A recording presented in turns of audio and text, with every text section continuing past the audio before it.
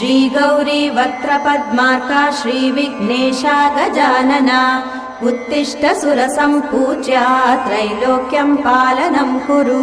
श्रीगौरी वक्त्रपद्मार्का श्रीविघ्नेशा गजानना उत्तिष्ठ सुरसम्पूज्या त्रैलोक्यं पालनं कुरु उत्तिष्ठोत्तिष्ठ हेरम्बा उत्तिष्ठ गणनायका उत्तिष्ठ करुणापूर्णा भक्तानां भाग्यदायका उत्तिष्ठोत्तिष्ठ हेरम्बा उत्तिष्ठ गणनायका उत्तिष्ठ करुणापूर्णा भक्तानां भाग्यदायका श्रीयाकुवाहन शिवात्मज दिव्यगात्रा श्रीभिन्नदन्तधनुजान्तक सूक्ष्मनेत्रा सर्वार्ति दुःखशमना फणिराजसूत्रा देवा गणेश्वर विभो तव सुप्रभातम्।